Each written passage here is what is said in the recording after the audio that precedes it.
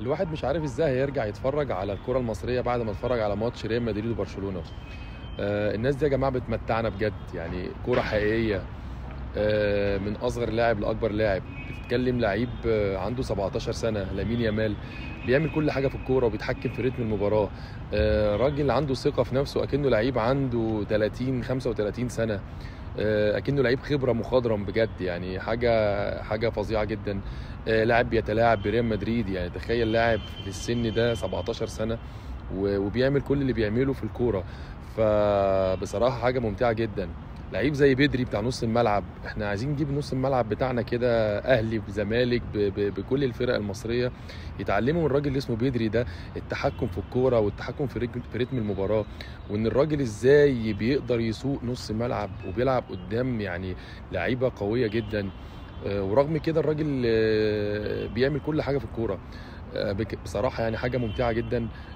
احنا شفنا ريال مدريد في وضع سيء، يعني هو احنا بنتكلم ان هو ماتش ممتع وكل حاجه، ولكن انا بشوف ان ريال مدريد بصراحه ما اداش. ريال مدريد كان سيء، هو كان ماتش من طرف واحد. وكمان انا بشوف ان لو ما كانش في حاله الطرد اللي حصلت لحارس برشلونه، الموضوع ده كان الماتش كان هيروح في حته تانية خالص، واعتقد كان ممكن بيخلص بنتيجه اكبر من كده بكتير. بدليل ان حتى بعد ما الطرد ده حصل ريال مدريد ما جابش الا جون، هو من الفاول اللي جه منه الطرد. بعد كده ما قدرش يوصل للجون او ما قدرش يجيب اهداف تاني، والماتش خلص بنتيجه 5 برضه 5-2. فريال مدريد ما كانش في يومه خالص. ريال مدريد انا بشوف ان هو عنده مشاكل دفاعيه رهيبه. بشوف ان روديجر يعني سيء جدا جدا. بشوف ان ميندي لا يصلح اصلا للعب في ريال مدريد. لعيب بشوف ان ميندي لعيب سيء جدا واقل بكتير من ريال مدريد. مش عارف، انا مش قادر اقيم بصراحه، ولكن انا شايف ان هو ولا هجوميا ولا دفاعيا. في ناس كتير بتقول ان هو على مستوى الدفاع كويس، انا ما بشوفش ده خالص بصراحه. بدليل ان احنا شفنا الهدف الاول اللي احرز عن طريق لامين يامال، كان سوء تغطيه منه طبعا واتضرب فيها من ناحيه الشمال. فانا بشوف يا جماعه ان هو ولا دفاعيا ولا هجوميا، هو على مستوى الهجوم حتى ما بنشوفوش بيعدي ولا بيعمل اوفر ولا بيعمل اوفرلاب ولا شوتنج على الجون، ولا ما بنشوفش اي حاجه خالص بصراحه منه. فانا مش شايف ان هو يصلح للعب في ريال مدريد. انا مش قادر اشوف اصلا باك شمال بصراحه في ريال مدريد بعد ما شفت مارسيلو. حاجه طبعا مارسيلو على مستوى الهجوم كان حاجه خارقه يعني. فطبعا دي نقطه ضعف جامده قوي في ريال مدريد، حته الباك الشمال. وزي ما قلنا طبعا روديجر ده مصيبه، يعني روديجر ده انا بشوف ان هو سيء، سيء جدا. طبعا فاسكيز الناحيه الثانيه مفتوحه جدا. بشوف ان هو يعني يمكن غصب عنه، هو مش مكانه الاساسي. هو بيحاول يأدي، لكن هو طبعا في ثغره كبيره قوي ناحيه اليمين، برضه كان في هجمات خطيره من ناحيته. فما ينفعش يبقى في ريال مدريد باكين يمين وشمال مش موجودين اصلا. فريق كبير بحجم ريال مدريد صعب قوي يعني بصراحه. احنا الكلام ده بنتكلمه عندنا احنا هنا على مستوى الاهلي والزمالك، ولكن بتتكلم في ريال مدريد صعب جدا، خصوصا لما بتلاعب فريق عنده هافين قويين جدا زي لامين يامال، والناحيه الثانيه رافينيا اللي احرز هدفين طبعا وكان متالق جدا. ريال مدريد عنده ازمه كبيره في الدفاع. انا بشوف نص الملعب مش وحش، وخط الهجوم برده مش وحش. يعني اعتقد ان هو محتاجين مهاجم فيرود صريح يكون موجود وسط الهجوم. طبعا ريال مدريد محتاج دعم كبير جدا في الحته الدفاعيه دي، محتاج صفقات. اعتقد شهر يناير اللي احنا فيه دلوقتي بشوف ان هو لازم يغطي حته الدفاع وحته الباك الشمال والباك اليمين باسرع وجه ممكن، عشان يقدر يكمل الموسم الطويل اللي لسه مكمل، عشان يقدر يحافظ ان هو يقدر ياخد بطولات. لان طبعا في ظل وجود برشلونه وده في الدوري، وفي ظل وجود برضه فرق قويه جدا في الشامبيونز، الموضوع هيبقى صعب بالدفاع ده. فلازم تدعيم. وبشوف ان برشلونه بصراحه فريق قوي جدا جدا جدا.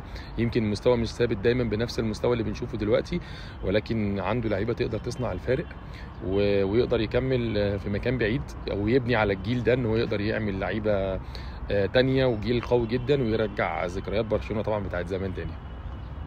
طبعا لازم في النص كده برضو نتكلم عن الاهلي والزمالك. عايز اقول طبعا للاسف انا مش قادر اتكلم والله بعد ما شفت المباراه دي. متعه الكوره بصراحه مش عارف اتكلم على الاهلي والزمالك، ولكن هو طبعا هو ده قدرنا، واحنا محبين للاهلي والزمالك، بنشجع عشان احنا بنحب الانديه، مش عشان والله كوره. وان احنا طبعا احنا اعتقد ان احنا كلنا شايفين دلوقتي ان احنا على مستوى الكوره احنا اقل ما يمكن، ولكن احنا محبين ومشجعين للانديه. عايز اقول ان الاهلي الماتش اللي فات طبعا ماتش في الكوت ديفوار شوط اول اسوأ ما يمكن. الاهلي مش موجود في المباراه، يمكن الشوط الثاني اتحسن كتير. بشوف ان كان في اداء جيد جدا لامام عاشور، لازم نديله حقه. امام عاشور لما كان اداء سيء كنا بنقول دايما ان هو مش موجود في الملعب او اداؤه وحش جدا، ولكن المباراه دي وخصوصا الشوط الثاني، مش عايز اقول المباراه كامله، الشوط الثاني انا بشوف ان ده افضل شوط عمله امام عاشور من اول ما جه الاهلي، على مستوى التحركات وعلى مستوى التهديف. طبعا هو احرز 3 اهداف، متواجد جوه ال 18 بيكمل، شاط على الجون، احرز اهداف زي ما شفنا. فانا بشوف بصراحه ان امام عاشور كان مستوى جيد جدا ولازم نديله حقه. طبعا الاهلي كتيم جماعي الشوط الثاني كان افضل بكتير طبعا، ادى اداء جيد جدا، خطوط كانت قريبه من بعض، كان في ضغط كويس على الخصم. طبعا الفريق مساعد الاهلي طبعا ان هو برده عايزين نقول ان هو فريق برده كان ضعيف، استسلم الشوط الثاني، ولكن برده هي في الاهلي برده كان بيلعب فرق ضعيفه الماتشات اللي فاتت وبرده كان الاداء سيء، ولكن الاهلي الشوط الثاني كان جيد جدا انا شايف كده. يمكن اغلب اللعيبه فائت الشوط الثاني زي ما قلنا، خصوصا امام عاشور فاقه كان مفوق اللعيبه اللي جنبه، وسام ابو علي بيضغط. ولكن طبعا الاهلي عنده مشاكل هجوميه طبعا ولازم تدعيم عشان الاهلي يقدر يكمل في الادوار الجايه، محتاج تدعيم خصوصا في الحته الهجوميه. محتاج بشوف محتاج هافين، لازم هاف يمين وهاف شمال على مستوى عالي جدا.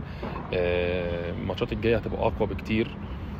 طبعا اورلاندو صعد، انا عرفت ان هو بعد كده فاز وصعد هو والاهلي خلاص رسمي، ولكن الماتشات الجايه هتبقى اقوى بكتير من الماتشات دي.